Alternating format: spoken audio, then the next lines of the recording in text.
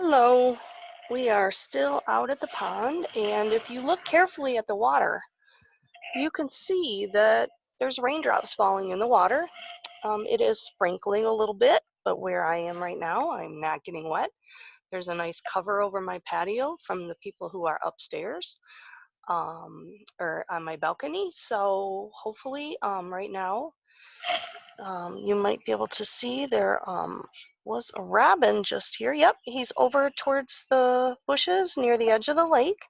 So he's in the grass right now looking for some worms. Um, I am still on the hunt. I did see the bunny run by over near the edge of the trees there, so maybe he'll come out where we can see him. I heard him and he's back in the bushes. Sometimes it's hard to see from up here using this camera, but he is out there.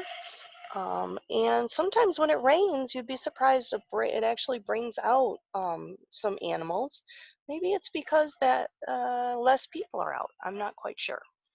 But we are reading we are reading Julian's Glorious Summer still, and we're on chapter 7. If you remember right, Julian finally told his mother the truth that he really doesn't like bicycles because he's afraid of what?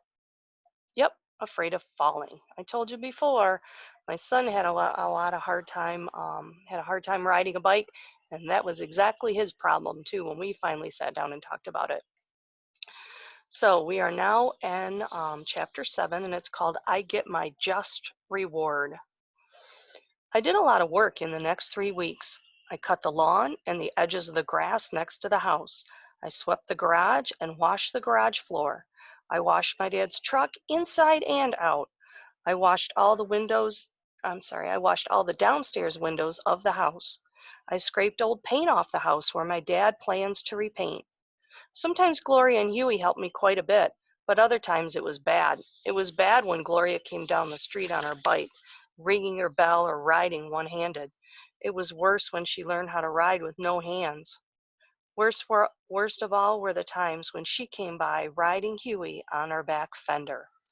So here's a picture of him working while Gloria and Huey ride by on the fender. Let me see if I can.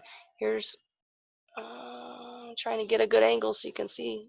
There's Huey and Gloria on the bike, and Julian working in the garage. Looks like he's maybe taking out the trash.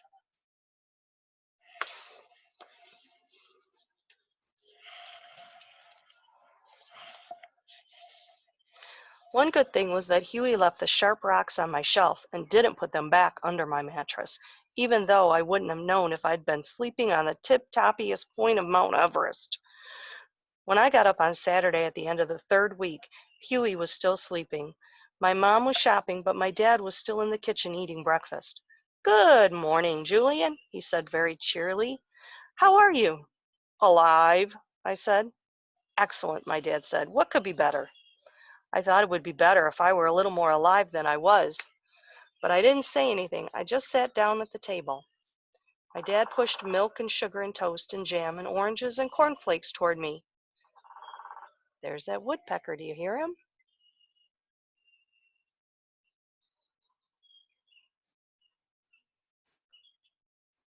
He stopped. It's that tap, tap, tap, tap, tap sound. I thought it would be better if I were a little more alive than I was, but I didn't say anything. I just sat down at the table. My dad pushed milk and sugar and toast and jam and oranges and cornflakes toward me. "Better eat a big breakfast, Julian," he said. "You have a big day in front of you." As soon as he said that, all the food on the table looked like a new job. I hardly ate anything. Pretty soon I got up from the table. "So," my father said, "are you ready for a tough day?" "I'm ready," I said. "First of all," my dad said, "I hope you're feeling good enough to take some bad news." "I suppose so," I said. I thought that after all I had been through, I could take anything. "Well," my dad said, "this is actually very bad news. I think you should sit down before I tell you, so you don't fall down." "Okay." So I sat down. I still thought I could take anything, but I was afraid he was going to tell me he wanted the entire house rebuilt from the foundation up. "The bad news is," my dad paused. He started over. "The horrible news is My dad seemed afraid to say it. The dreadful news is, he coughed. Tell me, I demanded. Well, the very, very bad news is, my father was almost whispering, there are no more jobs. Oh, maybe a few next month and some next summer, but no more for now. I hope you can stand it. I can stand it, I said. I was ready to head for the door. Wait a minute, my father said. Today is payday. He handed me a brown paper bag from the kitchen counter. I opened it. Inside was $10 and a book on race cars with lots of pictures and facts about engines and records and high-speed performance. Thank you, I said. Just one other thing, my dad said. Would you mind picking up something in the living room?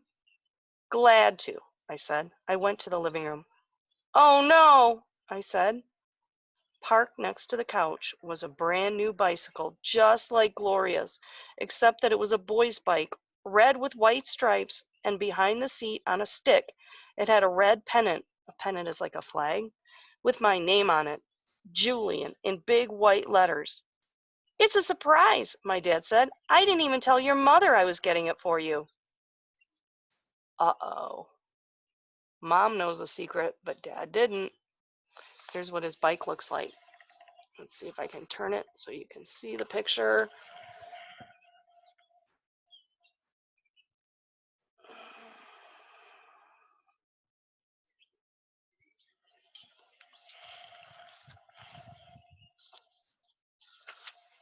My dad smiled. You know, I don't like it when you make up stories, but after a while I thought the reason you said you wanted so many jobs was because you didn't want to be around someone with a bicycle. You were afraid you couldn't have your own bicycle.